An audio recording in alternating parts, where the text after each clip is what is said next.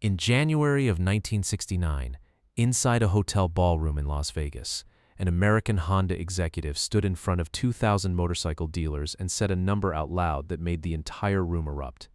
He said Honda's brand new flagship motorcycle, a machine more powerful than anything Harley-Davidson had ever built, was going to cost $1,295.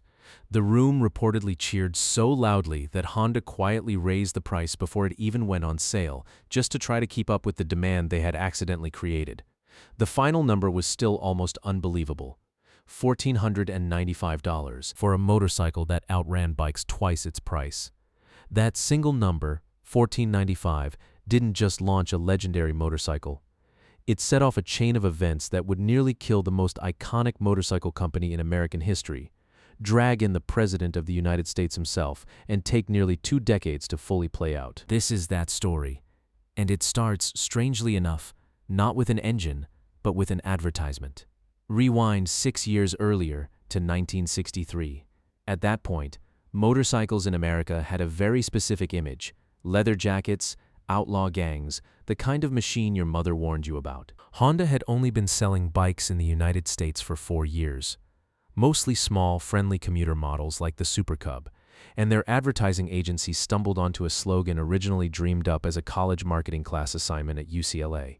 4 simple words: you meet the nicest people on a Honda. It sounds almost too gentle to matter, but it completely rewired how millions of Americans thought about motorcycles. Instead of showing bikes roaring past the camera in clouds of dust, the ads showed college students, young couples, ordinary-looking people smiling on small, approachable Hondas. Nobody at Honda even planned it that carefully. According to people who worked on the account, a gray advertising executive heard about the slogan almost by accident, through a university professor mentioning an assignment one of his marketing students had written for class. Gray bought the rights to that one sentence, pitched it to Honda's American leadership, and eventually convinced Honda's own founders in Japan to bless a campaign built entirely around the idea that riding a motorcycle didn't have to mean joining a gang.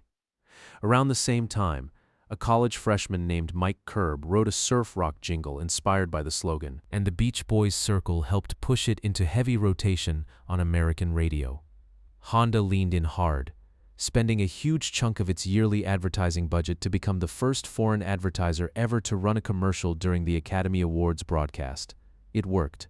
In 1963 alone, Honda sold more than 100,000 motorcycles in America. The campaign was such an enormous success that by 1964, one single year after it fully launched, Honda controlled more than half of the entire United States motorcycle market. Harley-Davidson noticed, and it genuinely stung. The implication, whether Honda intended it that way or not, was that Harley riders were somehow not the nicest people. And for a company that had spent decades cultivating a proud, respectable image, that comparison landed hard. For a while, Harley actually pushed back publicly against any association with outlaw motorcycle clubs, trying to distance the brand from exactly the stereotype Honda's ads were quietly playing against. It would take Harley another decade to make peace with, and eventually embrace, the rebellious image Honda had turned into a punchline. But charm alone hadn't beaten Harley on the one battlefield that actually mattered most to serious riders: raw performance on a big, full-sized motorcycle. Honda's small bikes were friendly. They weren't threatening. Not yet. That changed in 1968, when Honda's own American dealer network, the same dealers who'd been selling those friendly little commuter bikes, started pushing the factory in Japan for something bigger. They wanted a genuine flagship, a big displacement motorcycle that could go head-to-head with Harley-Davidson, Triumph, BSA, and Norton on their own turf. Big, powerful, full-sized machines. Honda's own executives back in Japan reportedly weren't fully convinced there was enough demand to justify it. They built it anyway. What came out of that project was the CB750, and when it was finally unveiled to the public, the motorcycle press coined an entirely new word to describe it: Superbike, because nothing like it had existed before. Here's what made the CB750 so dangerous to everyone else in the industry. And it wasn't just the price. Under the tank sat a transverse, inline 4-cylinder engine, the kind of exotic multi-cylinder configuration that had previously only shown up on hand-built racing machines from companies like MV Agusta, motorcycles that cost a fortune and required a mechanic on retainer.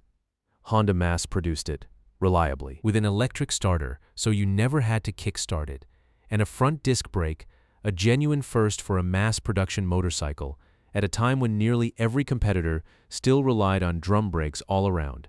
It made around 67 horsepower, was capable of running the quarter mile in around 13 seconds, and could hit over 120 miles an hour, numbers that beat Harley's biggest 1,300 cubic centimeter XLCH Sportster, beat the brand new Triumph Trident, beat the BSA Rocket 3, and beat the Norton Commando Fastback, every single serious rival on the showroom floor, all at once, from a company most of those brands hadn't even considered a real competitor 2 years earlier.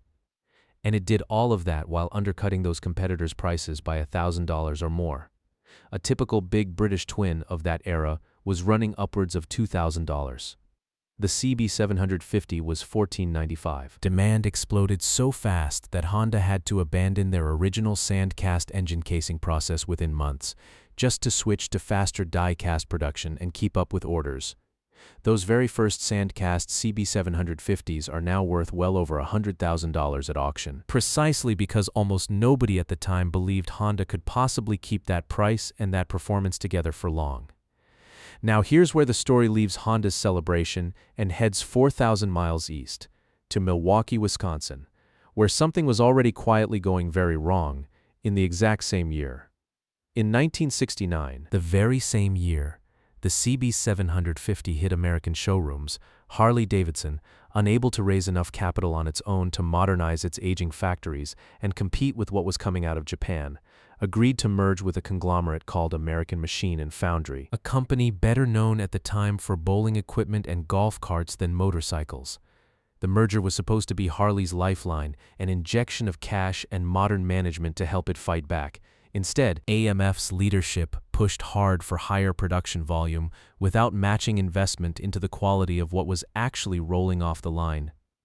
Reports from inside the company describe chronic parts shortages so severe that as many as 30% of finished motorcycles were leaving the factory incomplete, missing components that had to be tracked down and bolted on afterward, sometimes by the dealers themselves. Reliability, the one thing Harley riders had always been able to count on, started to slip badly, right at the exact moment Honda, and soon Yamaha, Suzuki, and Kawasaki were flooding the market with bikes that were cheaper, faster, and dramatically more dependable. It wasn't all bad news inside the factory. Design chief Willie G. Davidson, grandson of one of the company's founders, pushed through one genuinely brilliant idea during these very AMF years, the FX Superglide of 1971. A factory-built custom that borrowed styling cues straight from the chopper scene and effectively invented an entirely new category, the factory custom cruiser, that Harley still leans on heavily today. But one good design couldn't outrun a factory floor that was shipping incomplete motorcycles just to hit a quota, and the sales chart from this period should have terrified anyone paying attention. The numbers over the following decade tell the whole story better than any single anecdote could. In 1969, Harley-Davidson controlled roughly 80% of the entire American market for super heavyweight motorcycles, bikes over 850 cubic centimeters. By the end of the 1970s, that number had collapsed to somewhere around 20%. 4 out of every 5 big motorcycles being ridden in America were no longer Harleys. They were Hondas, Kawasaki's, Yamahas, and Suzuki's, and a growing number of them descended directly from that $1,495 motorcycle that had shocked a room full of dealers in Las Vegas a decade earlier. British manufacturers fared even worse. Triumph, BSA, and Norton were essentially pushed out of the American market entirely during this same period. By the early 1980s, Harley-Davidson wasn't just struggling, it was being seriously considered for sale, with the very real possibility that America's last surviving motorcycle manufacturer might simply cease to exist. That's the point where a group of Harley's own senior executives decided they weren't willing to let that happen. In February of 1981, 13 Harley-Davidson executives, led by Vaughn Beals and design chief Willie G. Davidson, arranged a leveraged buyout with the help of Citibank and purchased the company back from AMF, personally signing their names to a mountain of borrowed money on nothing more than a belief that an 80-year-old American name still meant something to riders, if only the company could earn back their trust. It was a genuine gamble. None of these executives were wealthy outsiders swooping in with a spare fortune. They were the same managers who had lived through the AMF years from the inside, betting their own homes and careers that they could outfix the very problems they had watched happen in real time. It nearly wasn't enough. A brutal recession in 1981 crushed motorcycle sales industry-wide, and at the exact same time, Japanese manufacturers, sitting on oversupplied inventories, began cutting prices even further, squeezing what little margin Harley had left. The new ownership group fought back the only way left available to them. They filed a formal trade complaint, arguing that Japanese manufacturers were dumping motorcycles into the American market below fair value, to deliberately undercut what remained of the domestic industry. The International Trade Commission agreed.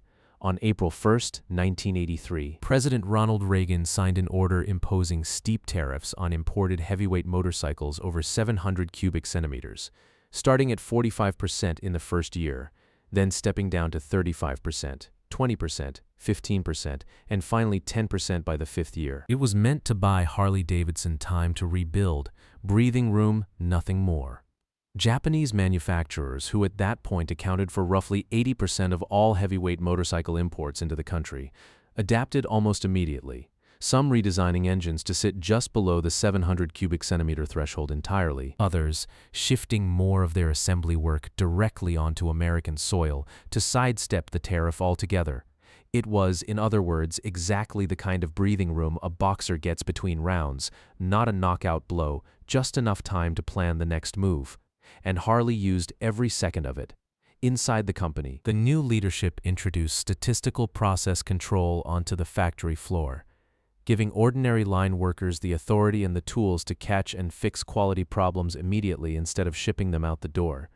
They rebuilt relationships with suppliers, redesigned components, specifically to be easier to manufacture correctly the first time, and in 1984 launched the Evolution engine, a completely reworked version of Harley's traditional V-twin that finally addressed the oil leaks, overheating, and reliability failures that had plagued the AMF years. In 1983, they also founded the Harley Owners Group, turning ownership of a Harley into a genuine community and a lifestyle rather than just a purchase, something none of the Japanese manufacturers, for all their engineering brilliance, had ever really built. By 1987, the turnaround was complete enough that Harley-Davidson did something almost nobody expected. The company voluntarily asked the United States government to remove its own protective tariff a full year ahead of schedule, with Chief Executive Vaughn Beals telling the press, in essence, that Harley no longer needed the government's help to compete. On May 6, 1987, President Reagan personally traveled to Harley-Davidson's factory in York, Pennsylvania to mark the moment, comparing the tariff to giving a boxer a few extra weeks of training before stepping back into the ring, and praising the comeback as proof that American manufacturing, when given a fair fight, could still win one. By 1989, Harley-Davidson had clawed its way back to roughly half of the entire American heavyweight motorcycle market, a stunning recovery for a company that had been on the verge of disappearing entirely just 8 years earlier, decades later. Despite everything Honda, Kawasaki, Yamaha, and Suzuki had built in the meantime, Harley-Davidson still holds a larger single share of the American motorcycle market than any other manufacturer. So here's the full shape of the story. A $1,495 motorcycle from Honda, built because a dealer network in America basically demanded it, exposed just how far Harley-Davidson had fallen behind on price, technology, and reliability, all in a single showroom announcement in Las Vegas in January of 1969. That shock helped push a struggling Harley-Davidson into a merger that damaged the brand for over a decade, brought the company to the edge of extinction by the early 80s. And forced a small group of executives to bet everything they had on buying it back and rebuilding it from the inside out, with help, in the end, from a president of the United States personally showing up to shake their hands. Honda never set out to nearly destroy Harley-Davidson. They just built the best motorcycle they possibly could and sold it for a price nobody thought was possible. Go back for a second to that hotel ballroom in Las Vegas in January of 1969. 2,000 dealers on their feet cheering a number, $1,495. That felt at the time like nothing more than good news for Honda's bottom line. Nobody in that room, not the dealers, not the Honda executives, Not a single reporter covering the story had any idea they were watching the opening move in a 20-year fight for the future of the American motorcycle industry. Sometimes that's all it takes. One honest price tag on one very good motorcycle, and an entire legend has to decide whether it still deserves to exist.